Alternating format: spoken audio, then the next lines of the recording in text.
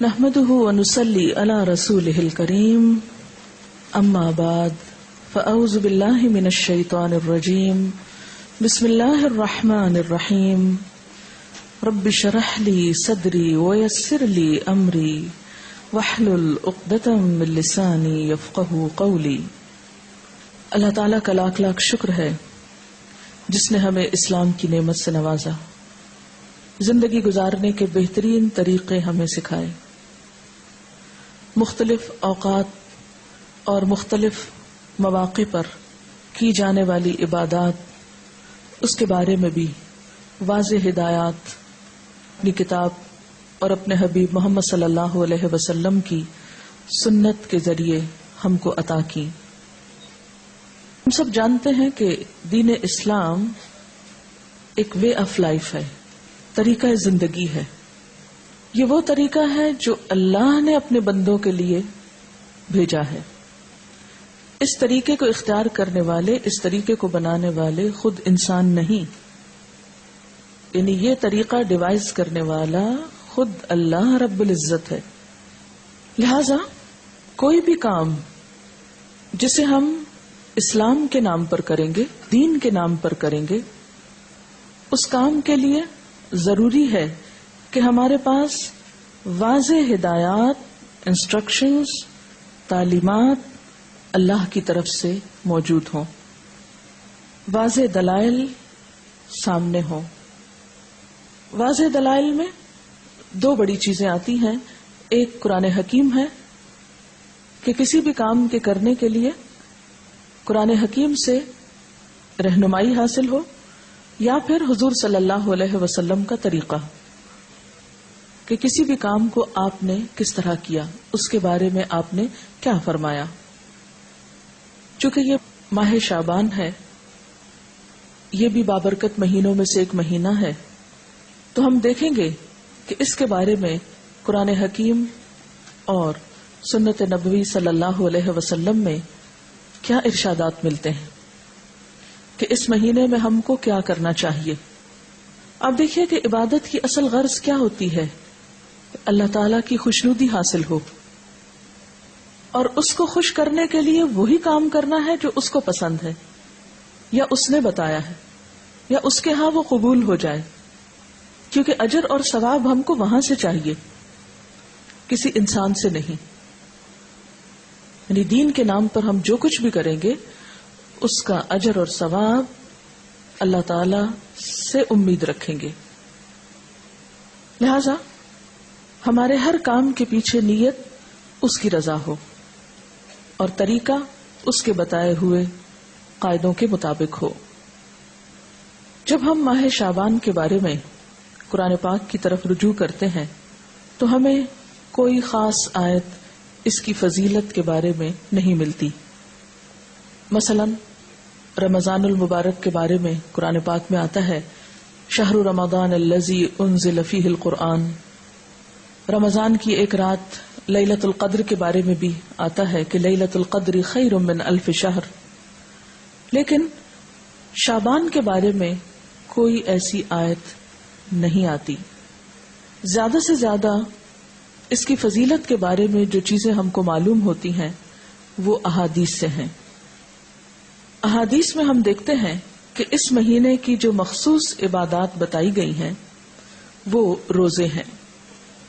حضرت اسامہ بن زید رضی اللہ تعالی عنہ بیان کرتے ہیں کہ میں نے عرض کیا، یا رسول اللہ، لم اراک تصوم من شہر من الشہور ما تصوم فی شعبان، قال ذلك شهر يغفل الناس عنه بين رجب ورمضان وهو شهر ترفع فيه الأعمال إلى رب العالمين وأحب أن يرفع عملي وأنا صائم۔ حضرت اسامہ بن زید رضی اللہ تعالی عنہ بیان کرتے ہیں کہ میں نے سوال کیا، اے اللہ کے رسول صلی اللہ علیہ وسلم، میں آپ کو کسی مہینے میں سوائے رمضان کے اتنے روزے رکھتے ہوئے نہیں دیکھتا جس قدر روزے آپ شعبان میں رکھتے ہیں۔ آپ نے فرمایا کہ لوگ اس رجب اور رمضان کے درمیان والے مہینے کی فضیلت سے غافل ہیں، حالانکہ اس مہینے میں لوگوں کے اعمال اللہ تعالیٰ کے سامنے پیش کیے جاتے ہیں۔ میری چاہت یہ ہے کہ میرے اعمال اللہ تعالیٰ کے سامنے میرے روزے کی حالت میں پیش ہوں. یہ روایت جو ابھی میں نے آپ کے سامنے رکھی یہ ابو داؤد اور نسائی کی ہے. ایک اور روایت میں ہے، ترمذی کی روایت میں ہے، حضرت ام سلمہ رضی اللہ تعالی عنہا فرماتی ہیں ما رأیت النبی صلی اللہ علیہ وسلم یصوم شہرین متتابعین الا شعبان و رمضان، کہ میں نے رسول اللہ صلی اللہ علیہ وسلم کو 2 مہینے پے در پے روزے رکھتے ہوئے سوائے شعبان اور رمضان کے نہیں دیکھا. حضرت انس رضی اللہ تعالی عنہ بیان کرتے ہیں کہ رسول اللہ صلی اللہ علیہ وسلم سے یہ دریافت کیا گیا کہ ای الصوم افضل بعد رمضان؟ قال شعبان لتعظیم رمضان. قال فأی الصدقۃ افضل؟ قال صدقۃ فی رمضان. حضرت انس بیان کرتے ہیں کہ آپ صلی اللہ علیہ وسلم سے پوچھا گیا کس مہینے میں رمضان کے بعد روزہ رکھنا افضل ہے؟ آپ نے فرمایا شعبان میں، رمضان کی عظمت کے لحاظ سے، یعنی رمضان کی ایک طرح سے تیاری کے طور پر. پھر آپ سے دریافت کیا گیا کس مہینے میں صدقہ کرنا افضل ہے؟ آپ نے فرمایا رمضان میں. اس کے علاوہ اور احادیث بھی شعبان کی فضیلت کے بارے میں ملتی ہیں، لیکن وہ احادیث ضعیف ہیں اور بعض تو ان میں سے بالکل موضوع ہیں، من گھڑت ہیں، ان کی کوئی بھی حقیقت نہیں. مثال کے طور پر ان میں سے ایک حدیث کچھ یوں ہے کہ آپ صلی اللہ علیہ وسلم نے رات کو کھڑے ہو کر نماز پڑھنا شروع کی جس میں اتنا لمبا سجدہ کیا کہ میں نے یہ خیال کیا کہ آپ کا انتقال ہو گیا. جب میں نے یہ دیکھا تو کھڑی ہو کر حاضر خدمت ہوئی اور آپ کے پیر کے انگوٹھے کو ہلایا تو وہ ہل گیا تو میں سمجھ گئی کہ آپ زندہ ہیں. پھر کان لگا کر جب میں نے سنا تو سجدے میں آپ یہ دعا پڑھ رہے تھے، اے اللہ میں پناہ مانگتا ہوں تیری معافی کے ساتھ تیرے عذاب سے، پناہ چاہتا ہوں تیری خوشنودی کے ذریعے سے تیرے غصے سے، اور میں پناہ چاہتا ہوں تیرے عذاب اور قہر سے، اور تیری معافی کے ذریعے سے تیرے عذاب سے پناہ چاہتا ہوں، اور تو اتنی خوبیوں والا ہے کہ میں ان کو گن نہیں سکتا اور نہ تعریف کر سکتا ہوں. تو ایسا ہی ہے جیسا کہ تو نے اپنی تعریف کی. جب آپ نے سجدے سے سر اٹھایا اور نماز سے فارغ ہوئے تو مجھ سے فرمایا، اے عائشہ کیا تم نے یہ خیال کیا ہے کہ اللہ کے رسول صلی اللہ علیہ وسلم تیری خیانت کریں گے اور تیری حق تلفی کر کے غیر کے پاس جائیں گے؟ میں نے عرض کیا، یا رسول اللہ خدا کی قسم نہیں، لیکن آپ کے لمبا سجدہ کرنے کی وجہ سے میں نے خیال کیا شاید آپ کا انتقال ہو گیا ہے. پھر آپ نے فرمایا کہ اے عائشہ کیا تم جانتی ہو یہ کون سی رات ہے؟ میں نے عرض کیا، اللہ اور اس کے رسول زیادہ جانتے ہیں. آپ نے فرمایا آج شعبان کی 15ویں رات ہے. اس شب میں اللہ تعالیٰ اپنے بندوں کی طرف نظر رحمت سے دیکھتا ہے، معافی چاہنے والوں کو معاف کرتا ہے، رحم چاہنے والوں کو رحم فرماتا ہے اور بغض رکھنے والوں کو ان کے حال پہ چھوڑ دیتا ہے. لیکن اس حدیث کی کوئی بھی اصل نہیں، یہ حدیث جو ہے درست نہیں اور اس پر اعتبار نہیں کیا جا سکتا. اسی طرح ایک اور اسی قسم کی حدیث جو عام طور پر آپ اخباروں میں پڑھیں گے اور بہت تحریروں میں ہائی لائٹ کر کے یہ باتیں لکھی ہوئی آپ کو ملیں گی، لیکن اس حدیث کی بھی کوئی حقیقت نہیں ہے. اور وہ کیا ہے کہ حضرت عائشہ نے بیان کیا کہ رسول اللہ صلی اللہ علیہ وسلم نے فرمایا کہ میرے پاس جبریل تشریف لائے تھے اور فرمایا آج کی رات شعبان کی 15ویں رات ہے. اس رات میں اللہ تعالیٰ قبیلہ کلب کی بکریوں کے بالوں کے شمار کے برابر دوزخ سے لوگوں کو آزاد کرتا ہے. اس رات میں مشرک کی طرف نظر رحمت سے نہیں دیکھتا، نہ کینہ پرور کی طرف دیکھتا ہے، نہ رشتہ کاٹنے والوں کی طرف اور نہ ٹخنے سے نیچے پائجامہ لٹکانے والوں کی طرف، نہ ماں باپ کے نافرمان کی طرف، نہ شراب پینے والے کی طرف. تو اس کی بھی کوئی حقیقت نہیں ہے، یہ بھی بالکل ایک من گھڑت سی حدیث ہے. لیکن چونکہ یہ فضیلت کے باب میں ہے اس لیے عام طور پر لوگ ان کو بے دریغ روایت کرتے رہتے ہیں. اسی طرح ایک اور موضوع حدیث انشاءاللہ علوم الحدیث آپ پڑھیں گے تو آپ کو اس کی پوری ہسٹری بتائی جائے گی. موضوع حدیث ایک اور بھی ہے کہ آپ صلی اللہ علیہ وسلم نے فرمایا جو شخص 15ویں شعبان کی رات میں 100 رکعتیں پڑھتا ہے تو اللہ تعالیٰ اس کی طرف 100 فرشتے بھیجتا ہے، 30 اسے جنت کی خوشخبری دیتے ہیں، 30 اسے آگ کے عذاب سے امن دیتے ہیں اور اسے دنیا کی بلاؤں سے دور رکھتے ہیں، اور 10 اسے شیطان کے دھوکے سے دور رکھتے ہیں. یہ بھی بالکل من گھڑت حدیث ہے اور ناقابل اعتبار. اسی طرح ایک اور روایت بیان کی جاتی ہے کہ شعبان کی 15ویں رات میں جو شخص 12 رکعت نماز پڑھے گا، ہر رکعت میں قل هو اللہ 30 مرتبہ، وہ نہیں مرے گا تا وقت اپنا ٹھکانہ جنت میں نہ دیکھ لے. از اٹ پاسبل کہ کوئی شخص یعنی جنت دنیا میں دیکھ لے، کیونکہ حدیث میں آتا ہے کہ وہ ایسی جگہ ہے کہ کسی آنکھ نے اس کو دیکھا ہی نہیں، کوئی دماغ اس کا تصور نہیں کر سکتا، خواب میں بھی کوئی نہیں دیکھ سکتا، تو کہاں یہ کہ وہ دیکھ لے. یہ بالکل من گھڑت سٹوری ہے اور ناقابل اعتبار. اور اس کی سفارش اس کے گھر کے 10 جہنمیوں کے بارے میں قبول کی جائے گی. آپ خود سوچیں ذرا اس کی حقیقت پر کہ ایک شخص ساری زندگی 5 وقت نماز پڑھتا ہے، صدقہ خیرات کرتا ہے، جھوٹ سے بچتا ہے، حرام سے بچتا ہے، اس کے بارے میں تو کوئی ایسی خوشخبری نہیں سنائی گئی. اور کہاں یہ کہ ایک شخص ایک رات میں کھڑے ہو کر ایک رکعت میں 30 دفعہ قل هو اللہ پڑھ لے اور اس کے لیے اتنی بڑی بشارتیں کہ وہ دنیا میں ہی جنت دیکھ لے اور 10 گھر والوں کو بچا لے کہ جن کے بارے میں جہنم کا فیصلہ ہو چکا. یہ بات تو عقل بھی نہیں مانتی، کہاں یہ کہ اس کے اوپر دین کے اعتبار سے کوئی اعتماد کیا جا سکے. پھر اسی طرح ایک اور موضوع حدیث ہے، شعبان کی 15ویں تاریخ کا روزہ 120 سال کے روزے کے برابر ہے. یہ بھی مشہور ہے بات، اور یہ بالکل جھوٹ بات ہے.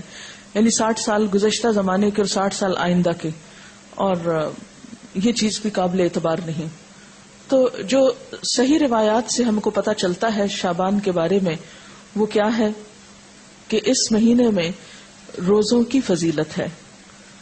یعنی ایک برکت والا مہینہ ہے، رمضان کی ابتدا ہے، رمضان کی تیاری ہے، اور کثرت سے نفلی روزے رکھنے چاہیے. ہاں 15 شعبان کے بعد نفلی روزوں سے بھی روکا گیا ہے تاکہ رمضان کے لیے کمزوری نہ ہو اور رمضان کے روزے چھوٹنے کا اندیشہ نہ ہو. ایک آیت جو عام طور پر اس رات کے بارے میں قرآن پاک سے کوٹ کی جاتی ہے وہ سورۃ الدخان کی یہ آیت ہے، انا انزلناہ فی لیلۃ مبارکۃ انا کنا منذرین فیہا یفرق کل امر حکیم امرا من عندنا انا کنا مرسلین رحمتا من ربک انہ هو السمیع العلیم. ترجمہ ہے اس کا، بے شک ہم نے اسے برکت والی رات میں اتارا ہے، بے شک ہم خبردار کرنے والے ہیں. اس میں بانٹا جاتا ہے ہر حکمت والا کام ہمارے پاس کے حکم سے، بے شک ہم بھیجنے والے ہیں تمہارے رب کی طرف سے رحمت، بے شک وہی سنتا جانتا ہے. یہ آیات مکہ معظمہ میں نازل ہوئی، واقعہ معراج سے قبل نازل ہوئی. اس وقت 5 وقت نماز بھی فرض نہیں ہوئی تھی، روزے ویسے ہی 2 ہجری میں فرض ہوئے، اور مکہ میں بقی نام کا کوئی قبرستان تک نہ تھا. لہذا جو یہ بات مشہور کی گئی کہ اس رات میں فیصلے ہوتے ہیں، اور حضور صلی اللہ علیہ وسلم سے وہ ایک بہت بڑی روایت منسوب ہے کہ آپ صلی اللہ علیہ وسلم بقی والوں کے پاس رات کے وقت گئے اور وہاں پر آپ نے ان کے لیے دعائے مغفرت کی. تو اس کی کوئی بھی حقیقت نہیں ہے. بات یہ ہے کہ یہ آیت کیا بتاتی ہے، اس کی وضاحت دیکھیے. اس میں کیا لکھا ہے؟ پہلے یہ بتا دوں کہ اس آیت کے بارے میں لوگوں نے یہ مشہور کر رکھا ہے کہ یہ 15 شعبان کے بارے میں ہے. یعنی سورۃ دخان کی یہ آیتیں عام طور پر آپ دیکھیں گے کہ ٹیلی ویژن میں 15ویں شب کو مختلف پروگرامز کے شروع میں کوٹ کی جاتی ہیں، پڑھی جاتی ہیں، اور لوگوں کو اس آیت کے ریفرنس سے یہ بتایا جاتا ہے کہ یہ 15 شعبان ہے. حالانکہ اس آیت کا نزول کب ہوا؟ مکہ میں ہوا، اور مکہ میں معراج سے قبل. اور پھر اس آیت میں جو بات پتہ چلتی ہے وہ کیا کہ اس مبارک رات میں قرآن پاک نازل کیا گیا، انا انزلناہ فی لیلۃ مبارکۃ. قرآن پاک ہی کی ایک اور آیت سے کیا پتہ چلتا ہے کہ قرآن پاک کب نازل ہوا؟ آپ بتائیے. رمضان میں نازل ہوا. سورۃ البقرہ کی آیت شہر رمضان الذی انزل فیہ القرآن، کہ رمضان وہ مہینہ ہے جس میں قرآن پاک نازل کیا گیا. پھر وہ رات شعبان میں کیسے آ گئی؟ پھر دوسری بات یہ ہے کہ سورۃ القدر کے شروع میں کیا آتا ہے؟ انا انزلناہ فی لیلۃ القدر. اور لیلۃ القدر کون سی ہے؟ وما ادراک ما لیلۃ القدر لیلۃ القدر خیر من الف شہر تنزل الملائکۃ والروح فیہا باذن ربہم من کل امر سلام ہی حتی مطلع الفجر. ہمیشہ سے آپ کو معلوم ہے کہ اس سورت کی جو تفسیر کی جاتی ہے وہ کیا ہے کہ یہ کس رات کے بارے میں بات ہے؟ لیلۃ القدر کے بارے میں. اور لیلۃ القدر کیا شعبان میں ہوتی ہے یا رمضان میں؟ رمضان میں. اور رمضان کی کون سی رات ہوتی ہے؟ اس کے بارے میں تاکید سے نہیں بتایا گیا کہ کون سی رات. ہاں، آخری عشرے کی رات ہے. اور اس کی تفصیل کہاں سے پتہ چلتی ہے؟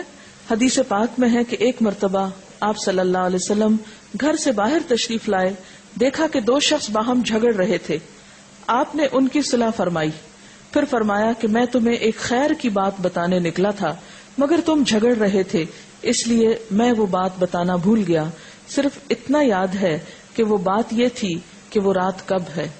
یعنی میں یہ بتانے کو آ رہا تھا کہ لیلۃ القدر کب ہے، لیکن تمہارے جھگڑے کی وجہ سے وہ مجھ کو بھول گئی. اب مجھے یاد نہیں، بس اتنا یاد رہ گیا کہ وہ برکت والی رات رمضان المبارک کی آخری 5 طاق راتوں میں سے ایک تھی.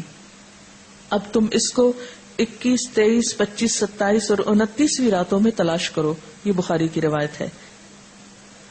آپ صلی اللہ علیہ وسلم اس رات کو پانے کے لیے رمضان کے آخری عشرے کا اعتکاف فرمایا کرتے تھے. یہ بھی بخاری کی روایت ہے. تو اس سے کیا پتہ چلتا ہے کہ لیلۃ القدر، قدر سے مراد کیا ہے؟ ایک تو قدر و قیمت کے معنوں میں آتا ہے، دوسرا قدر سے مراد تقدیر بھی ہے کہ تقدیر کے فیصلے اس رات میں ہوتے ہیں، نہ کہ 15 شعبان کی رات کو. اور پھر آپ دیکھیں کہ اس میں ان آیتوں میں جو میں نے آپ کے سامنے سورۃ الدخان کی پڑھی ہیں، ان میں آتا ہے فیہا یفرق کل امر حکیم. فیہا سے مراد کیا ہے؟ اس رات میں یفرق تقسیم کیے جاتے ہیں، کل امر سب کام، حکیم حکمت والے، یعنی ہر قسم کے فیصلے اس رات میں فرشتوں کے حوالے کیے جاتے ہیں، ان کو دے دیے جاتے ہیں.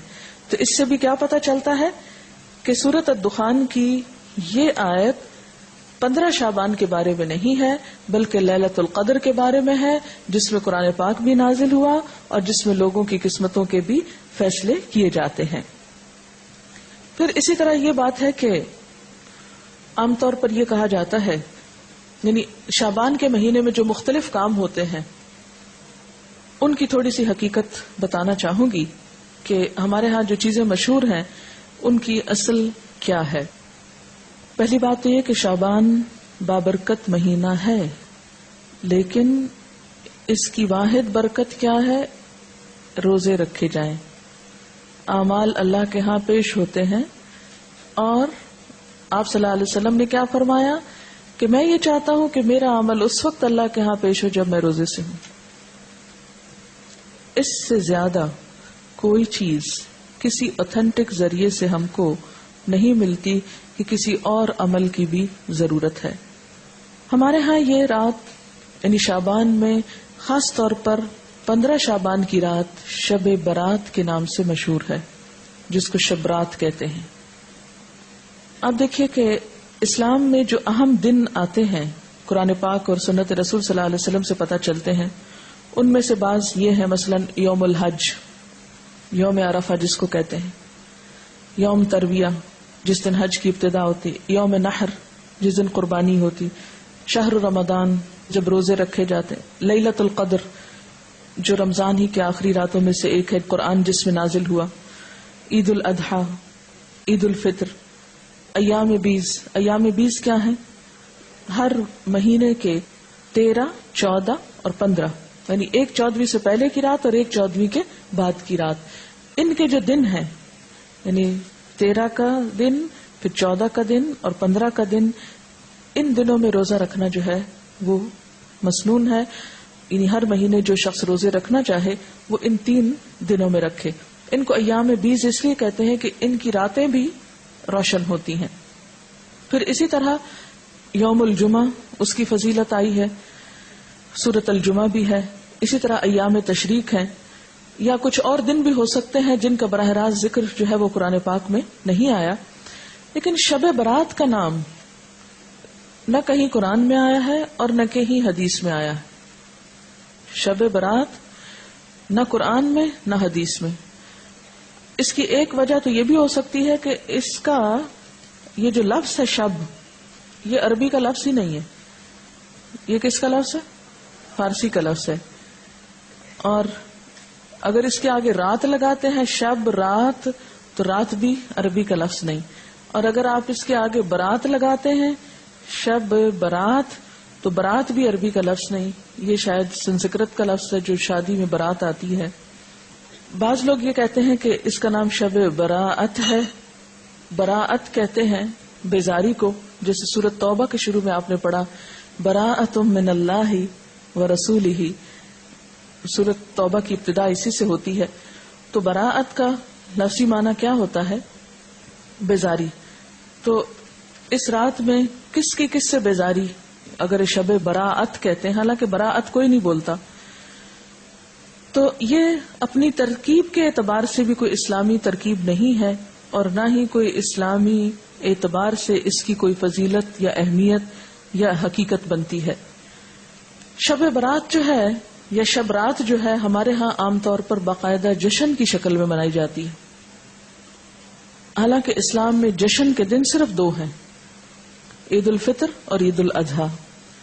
حضرت انس رضی اللہ تعالی عنہ سے روایت ہے کہ جب رسول اللہ صلی اللہ علیہ وسلم مدینہ منورہ آئے تو ان کے ہاں 2 دن تھے جن میں وہ کھیلتے اور خوشیاں مناتے۔ آپ صلی اللہ علیہ وسلم نے ان کے بارے میں دریافت فرمایا تو آپ کو بتایا گیا مدینہ والوں کی طرف سے کہ ہم جاہلیت کے زمانے سے یہ 2 دن مناتے چلے آ رہے ہیں۔ آپ صلی اللہ علیہ وسلم نے فرمایا اللہ تعالیٰ نے تم کو اس سے بہتر 2 دن عطا کر دیے ہیں، عید الفطر اور عید الاضحیٰ۔ تو شب برات کا جو جشن ہے، یعنی رات کو آتش بازی اور مخصوص قسم کے کھانے پکانا، ان کو اسلام کا ایک حصہ بنا لیا گیا۔ اگر آپ اس کو اپنے کلچر کا حصہ کہیں یا اپنی روایات کا حصہ جو بر صغیر کی ہیں خاص طور پر، تو کوئی بات نہیں۔ مثلاً آپ 14 اگست مناتے ہیں یا آپ 9 نومبر آج منا رہے ہیں، بہت سے لوگ گھروں میں چھٹی کر کے منانے کا، ہمارے ہاں ایک ہی طریقہ ہے چھٹی کر لی جائے۔ علامہ اقبال نے دن رات کام کیا تھا اور ہم دن رات چھٹیاں کرنا چاہتے ہیں۔ بہرحال تو وہ آپ کا کیا ہے، ایک لوکل کلچر ہے، اس کا اسلام سے کوئی تعلق نہیں، یعنی 9 نومبر کا اسلام سے کوئی تعلق نہیں۔ اسی طرح اگر آپ 15 کو آتش بازی کرتے ہیں یا حلوہ پکاتے ہیں تو وہ آپ کا لوکل کلچر تو ہو سکتا ہے، اس کا اسلام سے کوئی تعلق نہیں، کیونکہ اس کے بارے میں نہ کوئی تعلیم قرآن پاک سے ہم کو ملتی ہے اور نہ ہی نبی صلی اللہ علیہ وسلم کی سنت سے۔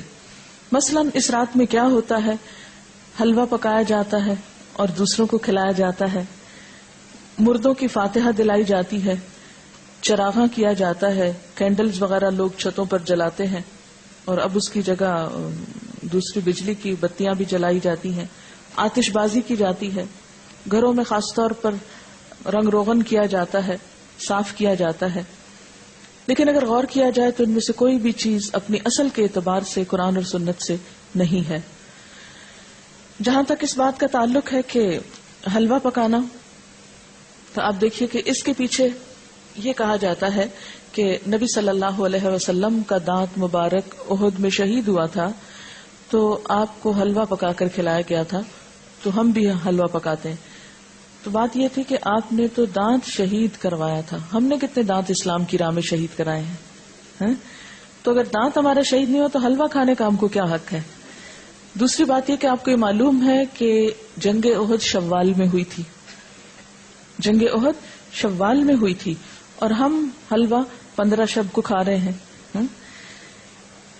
لہذا اس حلوے کی کوئی بھی اصل نہیں ہے۔ اس رسم کی کچھ اصل ہندوانہ کلچر میں ملتی ہے۔ وہ کیا؟ ہندوؤں میں سال میں 1 دفعہ حلوہ پوری پکا کر کبوں کو کھلائی جاتی ہے، یہ ان کی ایک رسم ہے، اور وہ اسے بزرگوں پرکھوں کو کھلانا کہتے ہیں۔ کیا کہتے ہیں؟ بزرگوں پرکھوں کو کھلانا۔ شب برات میں عموماً صرف حلوہ نہیں، پوڑی بھی ہوتی ہے جو شاید اسی کلچر سے مشابہت رکھتی ہے۔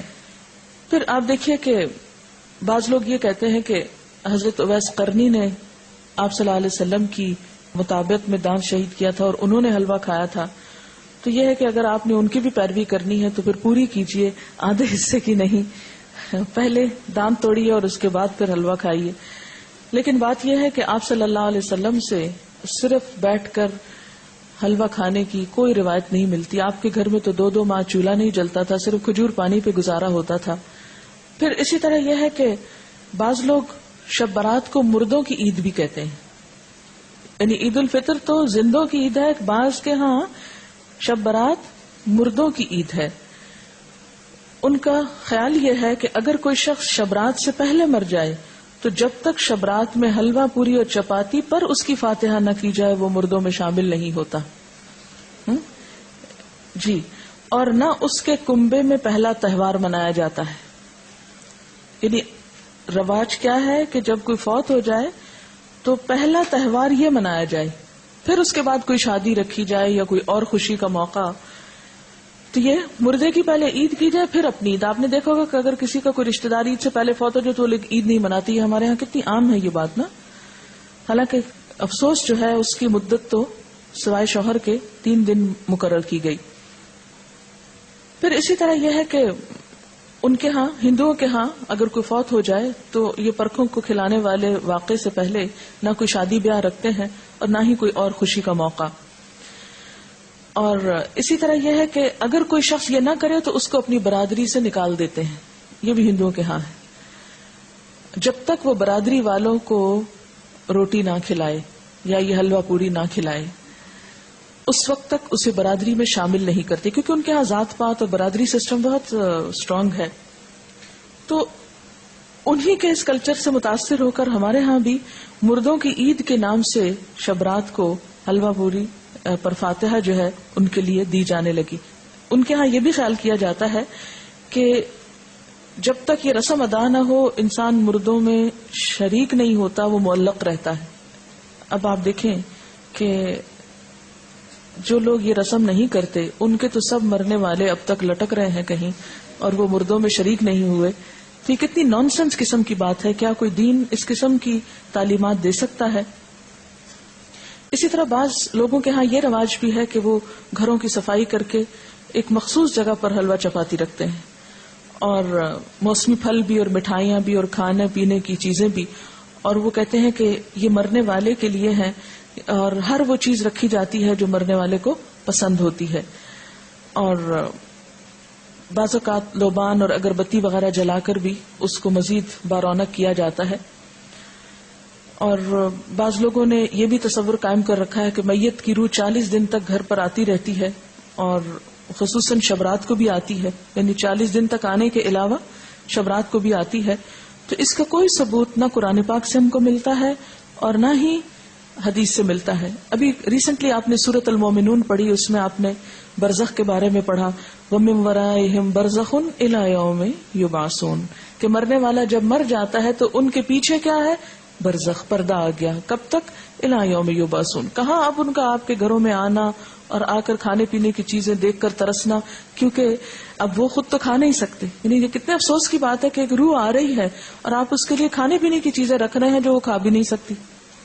تو دین میں اس قسم کے کوئی عمل نہیں ہے کہ جو عقل سے مطابقت نہ رکھتے ہوں. جی, یہ پوچھ رہی ہیں کہ وہ سب پھر کھاتا کون ہے؟ اگر سمجھ بھی لیا جائے کہ وہ سپوز کہ وہ آتے ہیں تو آ کے دیکھ کے چلے جاتے ہیں اور پھر ہم خود بیٹھ کے کھا لیتے ہیں یا اوروں کو کھلا دیتے ہیں. یہ کس قدر شرمناک بات ہے کہ مہمان نے تو کچھ کھایا نہیں اور اپنی موج کر لی ہم نے. اور بعض لوگ اس کی دلیل جو روحوں کے آنے کی کہتے ہیں کہ قرآن پاک میں بھی روح کا لفظ آیا ہے, اور حالانکہ آپ جتنی آیتیں بھی اس ضمن میں پڑھ چکے ہیں وہ حضرت جبریل علیہ السلام کے بارے میں ہے یا وحی کے بارے میں ہے. اور بعض لوگوں کا خیال یہ ہے کہ اگر شب رات کو یہ فاتحہ نہ دلائی جائے تو مردے غمگین واپس جاتے ہیں, اور اگر فاتحہ دلائی جائے تو مردے خوش خوش واپس جاتے ہیں. یہ ہندوانہ سوچ ہے, کیونکہ ہندوؤں کے ہاں روحیں بھٹکتی پھرتی ہیں. انشاءاللہ آپ کو لیٹر آن یہ 3 بڑے مذاہب جو بر صغیر سے متعلق ہیں, ہندوازم اور بدھزم اور سکھوں کے بارے میں انشاءاللہ کچھ لیکچرز دلوائے جائیں گے. یہ ہم آخر میں بالکل کرتے ہیں, اور اس وقت جب آپ قرآن پاک تقریباً پڑھ چکے ہو, تاکہ آپ جب وہ سنیں تو قرآن کو کمپیئر کر سکیں کہ ان باتوں کی تردید قرآن میں کس کس طریقے سے ہوتی ہے. پھر آپ کے اپنے اندر بھی ایک میزان پیدا ہو جاتا ہے نا. اگر ہم ابھی آپ کو سنا دیں تو شاید آپ کو وہ ایک معلومات سے زیادہ کوئی چیز نہ لگے. تو ہندوؤں کے ہاں یہ سمجھا جاتا ہے کہ روحیں بھٹکتی پھرتی ہیں اور ان کے خیال میں تو بعض اوقات وہ دشمنوں سے انتقام بھی لیتی ہیں، لیکن قرآن پاک سے اور حضور صلی اللہ علیہ وسلم کی سنت سے کہیں ثابت نہیں. آپ صلی اللہ علیہ وسلم نے کبھی نہیں فرمایا کہ آج حضرت خدیجہ کی روح واپس آئی ہے، یا میرے والدین کی روح آئی ہے، یا آپ کے بیٹے جو آپ کی زندگی میں فوت ہو گئے تھے ان میں سے کسی کی روح آئی، یا آپ کے جو عزیز چچا تھے حضرت حمزہ ان کی کوئی روح، یا دیگر کسی کی بھی روح کے بارے میں آپ صلی اللہ علیہ وسلم سے کوئی بھی ایک روایت نہیں ملتی. زیادہ سے زیادہ جو ملتا ہے یہ سورۃ المومنون کی آیت ہے جو کیا بتاتی ہے کہ مرنے والوں کے پیچھے وَمِن وَرَائِهِمْ بَرْزَخٌ إِلَى يَوْمِ يُبْعَثُونَ. اور برزخ کا لفظی معنی کیا ہے؟ پردہ، اوٹ، حجاب، آڑ، کہ اب وہ ادھر نہیں آ سکتے، ہم ادھر نہیں جا سکتے، وہ ادھر نہیں آ سکتے. یہی تو اصل جدائی ہے، ورنہ سینسز ہمارے اندر بھی ہیں اور سینسز ان کے اندر بھی ہیں. موت اس چیز کا نام نہیں کہ سینسز ختم ہو گئے، سینسز ان کے بھی موجود ہیں اور ہم لوگ بھی جیتے جاگتے ہیں. موت آپ یوں سمجھ سکتے ہیں کہ جیسے ایک یہ کمرہ ہے، اس وقت ہم یہاں بیٹھے ہیں، اور ایک ساتھ والا کمرہ ہے، اور ان دونوں کے بیچ میں ایک دیوار ہے. اس کا دروازہ کھلتا ہے تو ایک شخص ادھر چلا جاتا ہے. موت کا بھی یہی ہوتا ہے کہ وہ ایک مخصوص گیٹ کھلتا ہے اور انسان اس دنیا سے رخصت ہو کے دوسری دنیا میں چلا جاتا ہے. موت فنا کا نام نہیں، موت صرف انتقال ہے، ایک جگہ سے دوسری جگہ جانے کا نام ہے. یہاں بھی انسان خوشی غم محسوس کرتا ہے اور برزخ میں بھی انسان خوشی غم محسوس کرتا ہے. دنیا میں خوشی غم کے اسباب اور ہوتے ہیں، برزخ میں خوشی غم کے اسباب انسان کے اعمال ہوتے ہیں. وہاں ان کو خوشیاں ملتی ہیں جو اچھے عمل کر جائیں، یا ان کے پیچھے ان کی اولاد کوئی اچھے کام کرے، یا صدقہ جاریہ کے کچھ کام چھوڑ جائیں تو وہ ان کی خوشیوں کا سبب ہوتے ہیں. کیونکہ دنیا میں ہم عام طور پر مال وغیرہ یا لوگوں کے جمع ہونے یا کھانے پینے کی محفلوں میں خوش ہوتے ہیں، جبکہ وہاں پر ایسی نہ کوئی محفل ہے اور نہ ایسے کوئی انتظام ہے اور نہ یہ چیزیں وہاں پر فائدہ دیتی ہیں. جیسے کہ قرآن پاک میں آتا ہے یوم لا ينفع مال ولا بنون الا من اتى الله بقلب سلیم. اس دن نہ مال اور نہ بیٹے کچھ بھی کام نہیں آئے گا سوائے اس کے جو قلب سلیم یعنی سلامت دل لے کر آیا کہ جس میں صرف اللہ کی ذات جمی ہوئی ہو. اسی طرح یہ ہے کہ ہمارے ہاں چراغاں اور آتش بازی کی جاتی ہے، لائٹننگ کی جاتی ہے. یہ بھی بیسیکلی ایک ہندوانہ رسم ہے، اور اگر ہندوانہ نہ بھی ہو ہمیں اس سے بھی کوئی نہیں کہ کس کی ہے اور کس کی نہیں، اس لیے کہ صرف ہندو نہیں تو دنیا بھر میں اب آتش بازی کے شو جو ہیں وہ دیکھے جا سکتے ہیں. اسلامکلی ایسی چیزوں کو بہت پروموٹ کرنا، تھوڑا بہت روشنی اور تھوڑی بہت ایسی چیز اعتدال میں، تو وہ کسی حد تک آپ کہہ سکتے ہیں مثلا شادی کے موقع پر اگر اعلان کرنا ہے، کیونکہ لازم ہے نکاح کا اعلان کرنا، تو اس کے لیے اگر کوئی تھوڑی بہت روشنی کر لیتا ہے حدود کے اندر رہتے ہوئے تو کوئی حرج نہیں. لیکن جس ملک کا حال یہ ہو کہ اس کی فیکٹریاں آدھا دن بند رہتی ہوں صرف اس لیے کہ بجلی نہیں، وہاں ایک رات میں اتنی بجلیاں ضائع کر دینا. اور خصوصاً میں کراچی میں دیکھتی ہوں کہ راتوں کو جو فنکشنز ہوتے ہیں ان میں بے تحاشا بجلی صرف کی جاتی ہے، اور بعض اوقات محض نمائش کے لیے. یہ کس قدر اسراف ہے.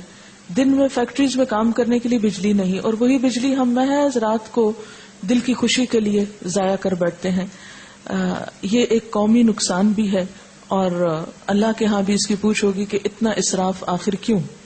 ہر چیز اپنی حدود کے اندر ہی اچھی ہے اور ایک لمیٹڈ ٹائم میں ہی اچھی ہے. اس سے بڑھ جانا جو ہے وہ دنیا اور آخرت دونوں میں نقصان دیتا ہے. اور اسی طرح محض آگ جلا کے ختم کر دینا اور اس پر لاکھوں کروڑوں روپیہ ضائع کر دینا، اور اس کے نتیجے میں جو پولوشن پیدا ہوتی، آپ کو معلوم ہے کہ جو بہت آتش بازی ہوتی ہے، کیونکہ اسلام آباد میں ہر سال شاید 14 اگست کو ہوتی ہے، تو اس روز آپ یقین کیجئے کہ ہم لوگ سانس نہیں لے پاتے. قریبی جو ایک بہت بڑا پارک ہے فاطمہ جناح پارک، تو اس میں ہوتا ہے، اور اس قدر گھروں تک دھواں آ جاتا ہے کہ کھڑکی آپ کھولیں تو آپ کا دم گھٹنے لگتا ہے. کروڑوں روپیہ الگ خرچ ہوا آگ جلانے پہ، اور اس کے بعد جو دھواں بن کے نیچے پورے شہر میں پھیلتا ہے اور کئی بیماریوں کا سبب بنتا ہے. مجھے نہیں سمجھ میں آتا یہ کون سی قومی خدمت ہے. اس سے بہتر ہے کہ ہم کوئی بھی ایسا تعمیری کام کریں اس روز کہ جس سے ہماری قوم تھوڑا آگے جائے دنیاوی اعتبار سے بھی. بہرحال اپنے خون پسینے کی کمائی کو آگ جلا کر اڑا دینے میں اور لوگوں کو اذیت دینے میں اور محض وقتی صرف ایک ایکسائٹمنٹ میں خرچ کر دینا، اسلام کی روح سے میل نہیں کھاتا. پھر یہ ہے کہ ہمارے ہاں عام طور پر اس رات کے بارے میں کچھ فضیلتیں منسوب ہیں. مثلاً یہ کہ شب برات میں سالانہ بجٹ تقسیم ہوتا ہے، سال بھر کے امور کا فیصلہ ہوتا ہے، رزق، شادی، اولاد، حج، موت، بیماری، فراخی، تنگی، عزت، ذلت، حادثات، غمی، خوشی. اس رات بعض لوگوں کو مردوں میں لکھ دیا جاتا ہے. تو یہ سب باتیں جو ہے من گھڑت ہیں، ان میں سے کسی ایک چیز کی بھی حقیقت نہیں. یہ سب کچھ لیلۃ القدر تقدیر کی رات میں ہوتا ہے، نہ کہ شعبان کی 15 رات میں. اور اسی طرح بعض روایات میں لوگوں کے ہاں یہ مشہور ہے کہ جس طرح زمین پر مسلمانوں کی 2 عیدیں ہیں، اسی طرح ملائکہ کی 2 عیدیں ہیں، شب برات اور لیلۃ القدر. یہ بھی بالکل من گھڑت بات ہے. اور بعض لوگوں نے یہ روایت بھی گھڑ رکھی ہے کہ جس طرح بارش بادل کے بغیر نہیں برستی، اسی طرح جو شعبان میں گناہوں سے پاک نہ ہو وہ رمضان میں بھی پاک نہیں ہو سکتا. تو یہ بات بھی ایک عقل میں نہ آنے والی بات ہے. پھر اسی طرح یہ کہا جاتا ہے کہ رمضان اللہ کا مہینہ ہے تو شعبان کو حضور صلی اللہ علیہ وسلم نے اپنا مہینہ کہا ہے. اس کی بھی کوئی حقیقت نہیں. اور بعض روایات میں آتا ہے کہ تمام مہینوں پر شعبان کی فضیلت ایسی ہے جیسی مجھے تمام انبیاء پر. یہ بھی من گھڑت بات ہے. اور شعبان کی 15ویں رات قیام کرو اور دن کو روزہ رکھو، کیونکہ اللہ تعالیٰ اس دن آسمان دنیا پہ تجلی فرما کر کہتا ہے کہ ہے کوئی بخشش مانگنے والا کہ اسے بخش دوں. یہ تو ہر رات میں ہوتا ہے. صحیح حدیث سے کیا پتہ چلتا ہے کہ ہر رات اللہ تعالیٰ آسمان دنیا پہ نزول فرماتے ہیں اور یہی فرماتے ہیں کہ ہے کوئی بخشش مانگنے والا کہ میں اسے بخش دوں، ہے کوئی مصیبت زدہ کہ میں اس کی مصیبت دور کروں. اس کے لیے صرف 15 رات مخصوص نہیں ہے. پھر اسی طرح بعض لوگوں نے یہ بھی مشہور کر رکھا ہے کہ جو شعبان کے 3 روزے رکھتا ہے اس کے سب گناہ معاف ہو جاتے ہیں اور اس کی روزی میں برکت دی جاتی ہے. اور اس کی بھی کوئی حقیقت نہیں ہے. یہ کیسے ہو سکتا ہے سال بھر انسان گناہ کرے اور صرف شعبان کے 3 روزے رکھ کے سب کچھ درست کر لے. اسلام شارٹ کٹ نہیں، اسلام چند ریچولز کی ادائیگی کا نام نہیں. اسلام ایک وے آف لائف ہے، طریقہ زندگی ہے. اس میں اللہ کے حقوق بھی ہیں اور بندوں کے حقوق. یہ کس طرح ہو سکتا ہے کہ ایک شخص دوسروں کے حقوق پہ ڈاکہ ڈالے، کسی کو تانے دے، کسی کی چغلی کرے، کسی کے گھر میں آگ لگوائے، کسی کو ستائے، کسی کو مارے اور حرام خوری کرے، اور پھر اس طرح کے چند کام کر کے، حلوے پکا کے کھا کے اور چند اور ریچولز ادا کر کے یہ سمجھے کہ اس کے دین کی ساری ذمہ داری پوری ہو گئی. ایسی کوئی چیز قرآن کی روح سے تو ہم کو معلوم نہیں ہوتی. پھر اسی طرح یہ ہے کہ بعض لوگ 15 شب کو جاگتے ہیں اور صبح روزہ رکھتے ہیں، اور ان کے نزدیک یہ رات کو جاگنا اور صبح روزہ رکھنا جو ہے یہ سارے گناہوں کی معافی کا ذریعہ ہے. اس کے بارے میں ایسی کوئی بشارت یا کوئی فضیلت کسی صحیح حدیث میں نہیں آئی. ایک ضعیف حدیث میں ایسی چیز ملتی ہے. اس لیے اگر کوئی اپنے شوق سے کسی ایک رات میں جاگنا چاہے تو وہ صرف 15 نہ جاگے، 13 بھی جاگ لے، 14 بھی جاگ لے، یا کوئی اور رات بھی شعبان کی جاگ لے. صرف اسی رات کو مخصوص نہیں کرنا چاہیے. عام طور پر لوگ یہ کہتے ہیں کہ کیا فرق پڑتا ہے، کوئی نیکی کرتا ہے تو کرتا رہے، تو ٹھیک ہے، وہ ان کی مرضی. لیکن اگر کوئی یہ سمجھے کہ اس نیکی سے میرے سارے گناہ معاف ہو جائیں گے یا میرے اگلے پچھلے گناہوں کی صفائی ہو جائے گی، تو ایسی کوئی توقع نہیں رکھنی چاہیے. وہ تو یہ بھی ہو سکتا ہے کہ آپ کسی بھی وقت اللہ سے رو کر دعا مانگے تو ہو سکتا ہے پچھلے سارے گناہ معاف ہو جائیں. لیکن اس رات کے بارے میں ایسی کوئی صحیح حدیث جو ہے وہ نہیں ملتی. آپ دیکھیے کہ یہ سب چیزیں بیان کرنے کا مقصد کیا ہے. مقصد یہ نہیں ہے کہ لوگوں کو ایک نیکی سے ہٹایا جائے. مقصد یہ ہے کہ لوگوں کو خود ساختہ بوجھ سے نکالا جائے. جب ہم دین میں کوئی چیز خود ایجاد کرتے ہیں، خود اس کی فضیلت بنا لیتے ہیں، اس کی پابندی کرتے ہیں، تو بسا اوقات ہم اپنے اوپر ناروا بوجھ ڈال لیتے ہیں. یہود و نصارہ کے ہاں اپنے روحانی تزکیے کے لیے کچھ عبادات انہوں نے خود سے خود گھڑ لی تھی جو اللہ کی طرف سے ان پر عائد نہیں تھی. آہستہ آہستہ کیا ہوا، وہ اصل عبادات سے بالکل دور چلے گئے اور خود ساختہ عبادات اپنی گردن پر لاد لی. اور نتیجہ کیا ہوا کہ وہ ایک وقت آیا کہ وہ بالکل دین سے بیگانہ ہو گئے. آج ہمارے معاشرے میں بھی ہم دیکھتے ہیں کہ جو اصل دین ہے اس سے ہم کوسوں دور ہیں. جو کرنے کے کام ہیں وہ ہم کرتے نہیں، اور جو نہیں کرنے کے کام ان کو ہم بہت پابندی سے کرنا شروع ہو گئے ہیں. اس کا نتیجہ کیا نکلا ہے کہ ہم ایسے بوجھ تلے دب گئے ہیں کہ جس نے ہم سے ہمارے فرائض بھی بعض اوقات چھڑا دیے. نبی صلی اللہ علیہ وسلم کے آنے کی غرض جو قرآن پاک میں بتائی گئی ہے سورۃ الاعراف میں، وہ کیا ہے؟ وَيَحِلُّ لَهُمُ الطَّيِّبَاتِ وَيُحَرِّمُ عَلَيْهِمُ الْخَبَائِثَ وَيَدَعُ عَنْهُمْ إِسْرَهُمْ وَالْأَغْلَالَ الَّتِي كَانَتْ عَلَيْهِمْ، اور پاکیزہ چیزوں کو وہ ان کے لیے حلال بتاتے ہیں اور گندی چیزوں کو ان پر حرام فرماتے ہیں، اور ان لوگوں پر جو بوجھ اور طوق یعنی پچھلی شریعتوں نے ڈال دیے تھے ان کو دور کرتے ہیں۔ تو نبی صلی اللہ علیہ وسلم نے پچھلی شریعتوں کی سب من گھڑت عبادات کو ختم کر دیا اور صاف ستھرا قابل عمل دین ہمارے لیے چھوڑا، کہ جس میں دن میں 5 نمازیں فرض ہیں، تو سال میں 1 رمضان کے روزے فرض ہیں، اور 1 مرتبہ صاحب حیثیت لوگوں پر زکوٰۃ فرض ہے سال میں، اور زندگی میں 1 مرتبہ حج فرض ہے صاحب استطاعت لوگوں پر۔ اس کے علاوہ کچھ چیزیں سنت کے درجے میں ہیں، کچھ نوافل کے، کچھ مستحب کے درجے میں ہے کہ کر لو تو بہت اچھا، نہیں کر سکتے تو پوچھ نہیں، اور کبیرہ گناہوں سے بچنے پر زور ہے۔ پھر صغیرہ گناہوں کو بھی ڈسکریج کیا گیا، بہت زیادہ ریچولز میں لوگوں کو نہیں الجھایا گیا، بہت زیادہ پابندیاں ان پہ نہیں لگائی گئیں۔ لیکن جو ہی ہم دین کا نام لیتے ہیں تو ہمارے سامنے کرو اور نہ کرو کچھ ایسی چیزیں آ جاتی ہیں کہ جو عموماً پریشان کر دیتی ہیں۔ اسی طرح ایک اور چیز بھی ہمارے ہاں مشہور ہے، اور وہ سلامی روزہ ہے جو شعبان کے مہینے میں رکھا جاتا ہے۔ شعبان کے آخری دن استقبال رمضان کے لیے بعض لوگ روزہ رکھتے ہیں جس کو سلامی روزہ بولتے ہیں، اور سلامی اس کو کیوں کہتے ہیں کہ رمضان کو سلام کر رہے ہیں۔ یہ نہ تو حضور صلی اللہ علیہ وسلم نے خود رکھا، نہ کسی کو رکھنے کی اجازت دی۔ آپ کا حکم کیا ہے کہ نصف شعبان کے بعد نفلی روزے مت رکھو۔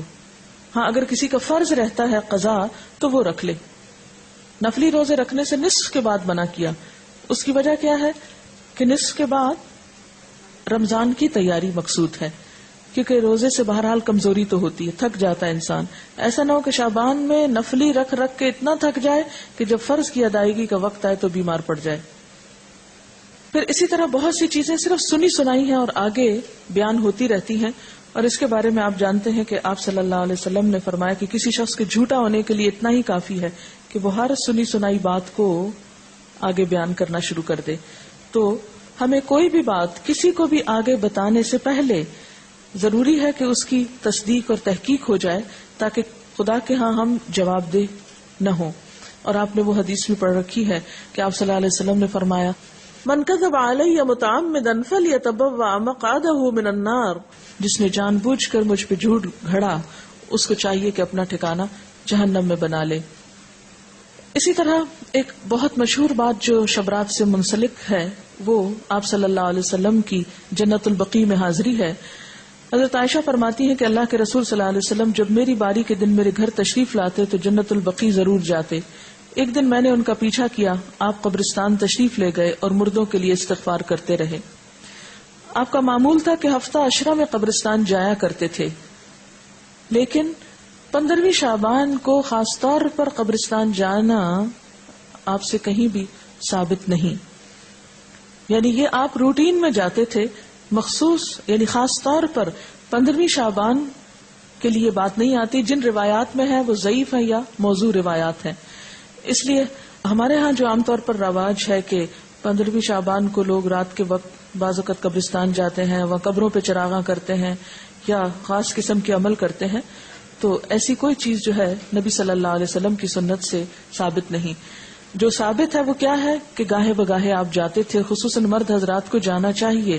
آپ صلی اللہ علیہ وسلم نے قبرستان جانے کے لیے کیا فرمایا ہے کہ کنت نہیتکم عن زیارت القبور فزوروها فإنها تزہد الدنیا وتذکر الآخرہ، میں تم کو پہلے قبروں کی زیارت سے منع کیا کرتا تھا، لیکن اب تم جایا کرو کیونکہ وہ دنیا سے بے رغبتی اور آخرت سے بارغبت کرتی ہے، یعنی آخرت کو یاد دلاتی ہے اور دنیا سے بے رغبت کرتی ہے۔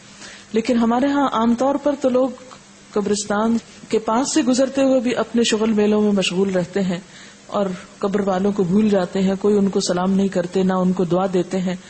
اور اسی طرح وہاں کبھی عبرت کی نظر سے کتنے لوگ ہیں، آپ سب جا کے اپنے گھر والوں سے پوچھئے کہ کتنے لوگوں نے اس حدیث پر عمل کیا کہ نبی صلی اللہ علیہ وسلم نے جو فرمایا ہے کہ قبروں کی زیارت کیا کرو کیونکہ وہ دنیا سے بے رغبت کرتی ہیں اور آخرت کی یاد دلاتی ہیں۔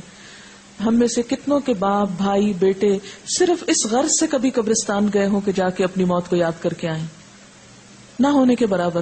لیکن جو چیز اللہ کے رسول صلی اللہ علیہ وسلم نے نہیں کی وہ ہم سب شوق سے کرتے ہیں۔ اور اس میں پھر ایک میلے کا سما بھی پیدا کر لیتے ہیں.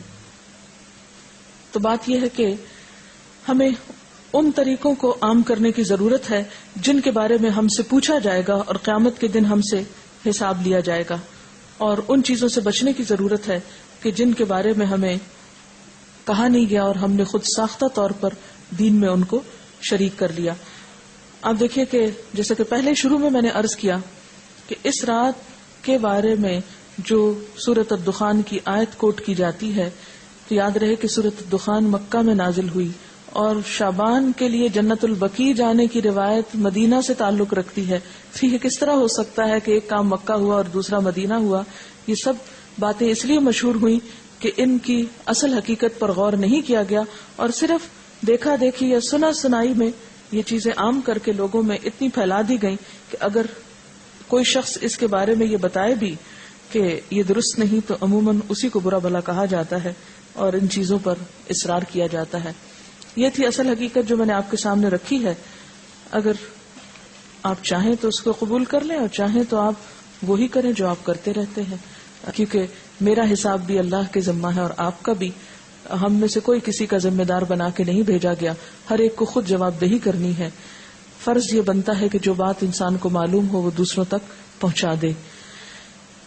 تو خلاصہ کیا ہے ساری گفتگو کا کہ نمبر 1 کہ بابرکت رات جس کی طرف سورۃ الدخان میں اشارہ کیا گیا ہے وہ لیلۃ القدر کی رات ہے، اور لیلۃ القدر رمضان کی رات ہے، 15 شعبان کی رات نہیں ہے.